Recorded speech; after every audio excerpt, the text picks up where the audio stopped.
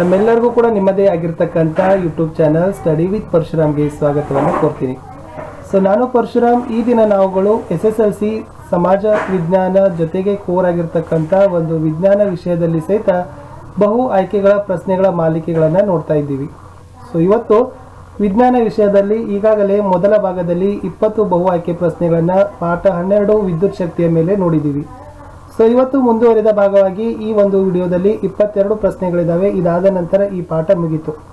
So ಒಟ್ಟು 22 ಇದಾವೆ. So ಒಟ್ಟು 42 ಪ್ರಶ್ನೆಗಳನ್ನು ಈ ಪಾಠದ ಮೇಲೆ ನಾವು ಸಿದ್ಧವನ್ನು ಪಡಿಸಿದ್ದೀವಿ.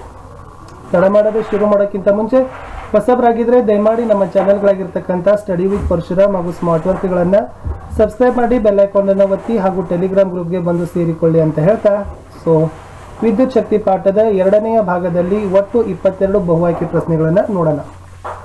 ಪ್ರಶ್ನೆ 21. ವಿದ್ಯುತ್ ವಿಭವಾಂತರ ಮೂಲವನ್ನು ಬದಲಾಯಿಸದೆ ವಿದ್ಯುತ್ ಪ್ರವಾಹವನ್ನು ರೋಧಿಸುವ ನಿಯಂತ್ರಿಸಲು ಉಪಯೋಗಿಸತಕ್ಕಂಥ ಉಪಕರಣಕ್ಕೆ ಏನಂತಾರೆ? ಪ್ರಶ್ನೆಗೆ ನೋಡಿ. ವಿದ್ಯುತ್ ವಿಭವಾಂತರ ಮೂಲವನ್ನು ಬದಲಾಯಿಸದೆ ವಿದ್ಯುತ್ ಪ್ರವಾಹವನ್ನು ನಿಯಂತ್ರಿಸಲು ಉಪಯೋಗಿಸುವ ಉಪಕರಣಕ್ಕೆ ಏನಂತಾರೆ ಅಂತ ಪ್ರಶ್ನೆ ಇದೆ.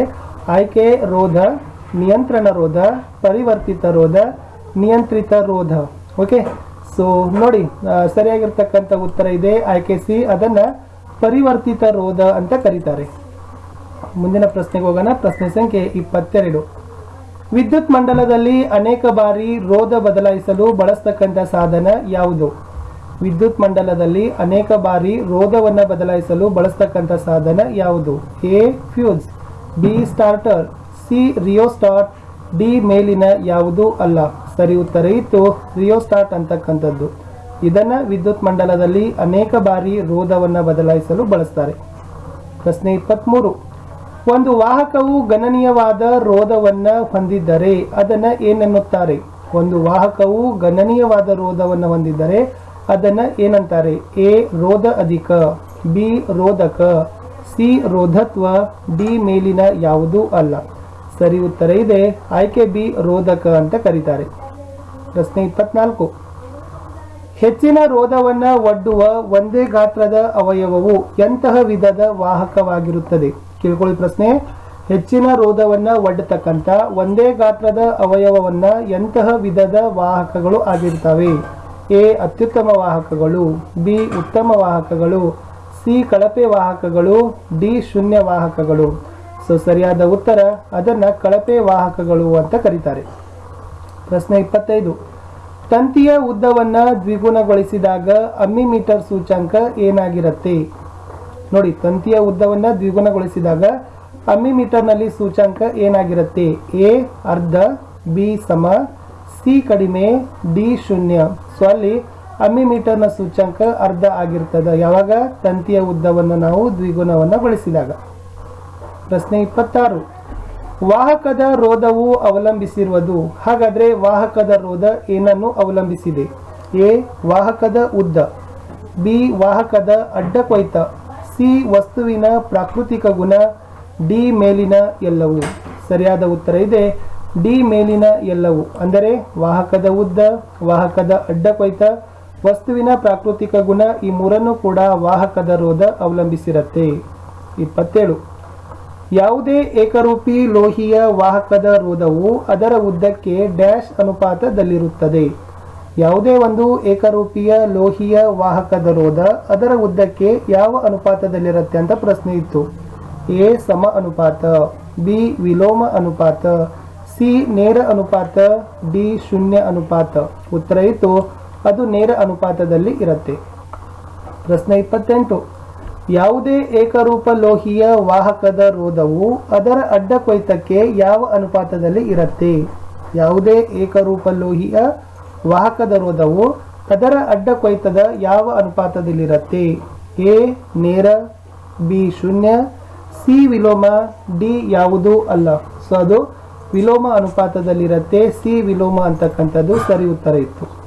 ಪ್ರಶ್ನೆ 29. ರೋಧಶೀಲತೆಯ ಅಂತಾರಾಷ್ಟ್ರೀಯ ಏಕಮಾನ ಯಾವುದು? ಸೊ ರೋಧಶೀಲತೆಯ ಅಂತಾರಾಷ್ಟ್ರೀಯ ಏಕಮಾನವನ್ನು ಹೇಳಬೇಕು. A ohm, B ohm meter, C meter, ಯಾ ಡಿ ಉಮ್ಮನ್. ಸೊ ರೋಧಶೀಲತೆಯ ಅಂತಾರಾಷ್ಟ್ರೀಯ ಏಕಮಾನ ಅದು ಓಮ್ ಮೀಟರ್ ಆಗಿರುತ್ತೆ. B is the correct option. ಪ್ರಶ್ನೆ 30. ಲೋಹಗಳು ಮತ್ತು ಮಿಶ್ರ ಲೋಹಗಳ ರೋಧಶೀಲತೆಯ ವ್ಯಾಪ್ತಿ ಎಷ್ಟಿರುತ್ತೆ? 10⁻⁴ ರಿಂದ 10⁻⁶ ಓಮ್ ಮೀಟರ್, 10⁻⁸ ರಿಂದ 10⁻⁶ ಓಮ್ ಮೀಟರ್, ಸಿ 10⁻⁸ ರಿಂದ 10⁻⁻10 ಓಮ್ ಮೀಟರ್. ಮೇಲಿನ ಯಾವುದು ಅಲ್ಲ? ಸರಿ ಉತ್ತರ ಇದೆ 10⁻⁸ ರಿಂದ 10⁻⁶ ಓಮ್ ಮೀಟರ್ ಲೋಹ ಮತ್ತು ಮಿಶ್ರ ಲೋಹಗಳ ರೋಧಶೀಲತೆಯ ವ್ಯಾಪ್ತಿ ಆಗಿರುತ್ತೆ. 31. ವಿದ್ಯುತ್ ಬಲ್ಬ್ನಲ್ಲಿ ಬಳಸಿರುವ ತಂತಿ ಯಾವುದು? A nichrome, B tungsten, C argon, D ತಾಮ್ರ. ವಿದ್ಯುತ್ ಬಲ್ಬ್ನಲ್ಲಿ ಟಂಗ್ಸ್ಟನ್ ಅಂತಕ್ಕಂಥ ತಂತಿಯನ್ನ ಬಳಕೆ ಮಾಡಿರ್ತಾರೆ. ಪ್ರಶ್ನೆ 32. ವಿದ್ಯುತ್ ಇಸ್ತ್ರಿ ಪೆಟ್ಟಿಗೆ, ವಿದ್ಯುತ್ ಹೀಟರ್ಗಳು ಈ ತತ್ವವನ್ನು ಆಧರಿಸಿ ತಯಾರಿಸಿರ್ತಾರೆ. ನೋಡಿ, ವಿದ್ಯುತ್ ಇಸ್ತ್ರಿ ಪೆಟ್ಟಿಗೆ ಆಗಿರ್ಬೋದು ಅಥವಾ ವಿದ್ಯುತ್ನ ಹೀಟರ್ಗಳು ಯಾವ ತತ್ವವನ್ನು ಆಧರಿಸಿ ತಯಾರಿಸಿರ್ತಾರೆ?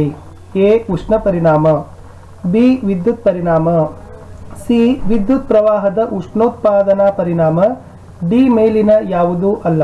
ಸೊ ವಿದ್ಯುತ್ ಇಸ್ತ್ರಿ ಪೆಟ್ಟಿಗೆ ಆಗಿರ್ಬೋದು ಅಥವಾ ವಿದ್ಯುತ್ ಹೀಟರ್ಗಳನ್ನು ವಿದ್ಯುತ್ ಪ್ರವಾಹದ ಉಷ್ಣೋತ್ಪಾದನಾ ಪರಿಣಾಮದ ನಿಯಮದ ಮೇಲೆ ತಯಾರಿಸಿರ್ತಾರೆ. ಪ್ರಶ್ನೆ 33.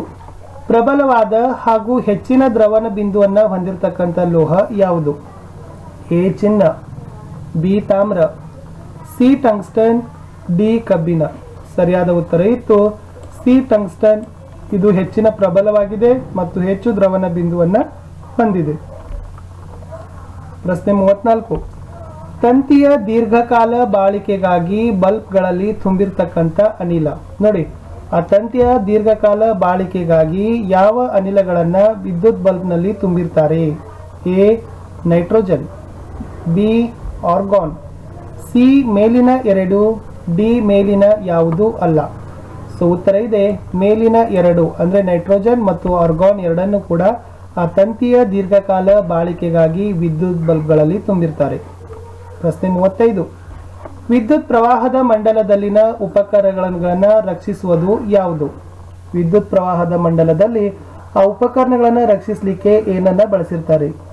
ಎ ಫ್ಯೂಸ್, ಬಿ ವಿದ್ಯುತ್ ತಂತಿ, ಸಿ ಪ್ಲಗ್, ಡಿ ಸ್ಟಾರ್ಟರ್.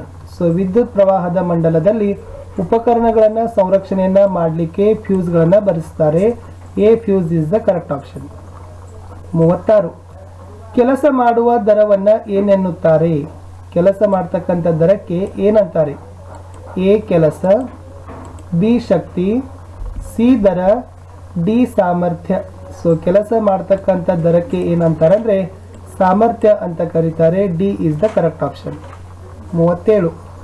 ವಿದ್ಯುತ್ ಸಾಮರ್ಥ್ಯ ಕಂಡು ಹಿಡಿಯುವ ಸೂತ್ರ ಯಾವುದು? A P is equal to V I, B P is equal to V minus A I, C P is equal to V plus I, ಯಾ D P is equal to V upon I. ವಿದ್ಯುತ್ ಸಾಮರ್ಥ್ಯವನ್ನು ಕಂಡುಹಿಡಿಬೇಕಾದ್ರೆ P is equal to V I ಅಂತಕ್ಕಂಥ ಸೂತ್ರವನ್ನು ಬಳಸ್ತೀವಿ. ಪ್ರಶ್ನೆ 38. ವಿದ್ಯುತ್ ಶಕ್ತಿಯ ವ್ಯಾವಹಾರಿಕ ಏಕಮಾನ ಯಾವುದು? A kilo, B kilowatt, C kilowatt ಗಂಟೆ, ಡಿ ಮೇಲಿನ ಯಾವುದೂ ಅಲ್ಲ. ವಿದ್ಯುತ್ ಶಕ್ತಿಯ ವ್ಯಾವಹಾರಿಕ ಏಕಮಾನ ಬಂದ್ಬಿಟ್ಟು ಆಯ್ಕೆ ಸಿ ಕಿಲೋವ್ಯಾಟ್ ಗಂಟೆ ಅಂತಕ್ಕಂಥದ್ದು ಸರಿಯಾದ ಉತ್ತರ ಇತ್ತು. ಪ್ರಶ್ನೆ 39. 1 kilowatt hour is equal to 1 kilowatt ಗಂಟೆ ಅಂದರೆ ಎಷ್ಟು ಜೌಲ್ಗೆ ಸಮ ಅಂತಕ್ಕಂಥ ಪ್ರಶ್ನೆ ಇದೆ. A 3.6 into 10 joule, B 3.8 into 10 joule, C 3.5 into 10⁵ joule, ಯಾ ಡಿ 3.6 ಇಂಟು 10⁶ ಜೌಲ್. ಸೊ ಸರಿ ಉತ್ತರ ಇದೆ 3.6 ಇಂಟು 10⁶ ಜೌಲ್ ಅಂತಕ್ಕಂಥದ್ದು 1 ಕಿಲೋವ್ಯಾಟ್ ಹವರ್ಗೆ ಸಮವಾಗಿದೆ ಅಂತ ಹೇಳ್ತಾರೆ. ಪ್ರಶ್ನೆ 40. ವಿದ್ಯುತ್ ಸಾಮರ್ಥ್ಯದ ಏಕಮಾನ ಯಾವುದು ಅಂತಕ್ಕಂಥ ಪ್ರಶ್ನೆ ಇದೆ. ಎ ಸಾಮರ್ಥ್ಯ, ಬಿ ವ್ಯಾಟ್, ಸಿ ಸಾಮರ್ಥ್ಯದ ದರ, ಡಿ ವಿದ್ಯುತ್ ದರ. ವಿದ್ಯುತ್ ಸಾಮರ್ಥ್ಯದ ಏಕಮಾನ ಅದನ್ನು ವ್ಯಾಟ್ ಅಂತ ಕರೀತಾರೆ. ಮುಂದಿನ ಪ್ರಶ್ನೆ 41.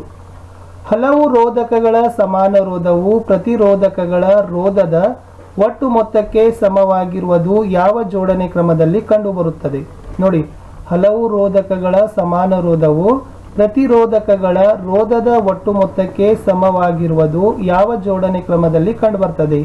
ಎ ನೇರ ಜೋಡಣೆ, ಬಿ ಸರಣಿ ಜೋಡಣೆ, ಸಿ ಸಮಾಂತರ ಜೋಡಣೆ, ಡಿ ತಟಸ್ಥ ಜೋಡಣೆ. ಅದು ಸರಣಿ ಜೋಡಣೆ ಕ್ರಮದಲ್ಲಿ ನಾವೇನ್ ಮಾಡ್ತೀವಪ್ಪ ಅಂದ್ರೆ ಕಾಣ್ತೀವಿ. ಏನು, ಹಲವು ರೋಧಕಗಳು ಸಮಾನ ರೋಧ ಹೊಂದಿರ್ತವೆ, ಪ್ರತಿ ರೋಧಕಗಳ ರೋಧ ಒಟ್ಟು ಮೊತ್ತಕ್ಕೆ ಸಮವಾಗಿರ್ತದೆ. ಈ ಒಂದು ಭಾಗದ ಹಾಗೂ ಪಾಠದ ಕಡೆಯ ಪ್ರಶ್ನೆಗೆ ಹೋಗೋಕ್ಕಿಂತ ಮುಂಚೆ ವಿದ್ಯಾರ್ಥಿಗಳೇ ದಯಮಾಡಿ ತಾವುಗಳು ನಮ್ಮ ಚಾನೆಲ್ ಆಗಿರ್ತಕ್ಕಂಥ ಸ್ಟಡಿ ವಿತ್ ಪರಶುರಾಮ್ ಹಾಗೂ ಸ್ಮಾರ್ಟ್ ವರ್ಕ್ಗಳನ್ನು ಸಬ್ಸ್ಕ್ರೈಬ್ ಮಾಡಿ ಬೆಲ್ ಐಕಾನ್ ಅನ್ನು ಒತ್ತಿ ನಮ್ಮ ಟೆಲಿಗ್ರಾಮ್ ಗ್ರೂಪ್ಗೆ ಬಂದು ಸೇರಿಕೊಳ್ಳಿ ಅಂತ ಹೇಳ್ತಾ ಈ ಪಾಠದ ಈ ಭಾಗದ ಲಾಸ್ಟ್ ಕ್ವಶನ್, ಇಟ್ ಮೀನ್ಸ್ ಕೊನೆಯ ಪ್ರಶ್ನೆಗೆ ಹೋಗೋಣ. ಪ್ರಶ್ನೆ 42. ರೋಧಕದಲ್ಲಿ ವ್ಯಯವಾದ ವಿದ್ಯುತ್ ಶಕ್ತಿಯನ್ನ ವ್ಯಕ್ತಪಡಿಸತಕ್ಕಂಥ ಕ್ರಮ ಯಾವುದು? A W = V × I × T, B W = V × T, C W = V × T, ಯಾ D W = V × T. So ರೋಧಕದಲ್ಲಿ ವ್ಯಯವಾಗಿರ್ತಕ್ಕಂಥ ವಿದ್ಯುತ್ ಶಕ್ತಿಯನ್ನ ನಾವು ವ್ಯಕ್ತಪಡಿಸಲಿಕ್ಕೆ ಆಯ್ಕೆ A W = V × I × T ಅಂತಕ್ಕಂಥ ಸೂತ್ರವನ್ನ ಬಳಸ್ತೀವಿ. ವಿದ್ಯಾರ್ಥಿಗಳೇ, ತುಂಬಾನೇ ಉಪಯುಕ್ತವಾಗಿರ್ತಕ್ಕಂಥ ಹಾಗೂ ಮೋಸ್ಟ್ ಲೈಕ್ಲಿ ಆಗಿರ್ತಕ್ಕಂಥ ಮಲ್ಟಿಪಲ್ ಚಾಯ್ಸ್ ಕ್ವಶನ್ಸ್ಗಳನ್ನೇ ನಿಮ್ಮ ಜೊತೆ ಸೇರನ್ನ ಮಾಡಿದ್ದೀನಿ. ವಿದ್ಯುತ್ ಶಕ್ತಿ ಈ ಪಾಠದಲ್ಲಿ 2ನೆಯ ಭಾಗದಲ್ಲಿ 22 ಬಹು ಆಯ್ಕೆ ಪ್ರಶ್ನೆಗಳು. ಇದರ ಮುಂದಿನ ಭಾಗಗಳನ್ನ ಶಾರ್ಟ್ಲಿ ಆಗಿ ಅಪ್ಲೋಡ್ ಮಾಡ್ತೀವಿ. ದಯಮಾಡಿ ವಿಡಿಯೋಗಳನ್ನ ಲೈಕ್ ಮಾಡಿ ನಿಮ್ಮ ಫ್ರೆಂಡ್ಸ್ ಸರ್ಕಲ್ಗೆ ಶೇರ್ ಮಾಡಲು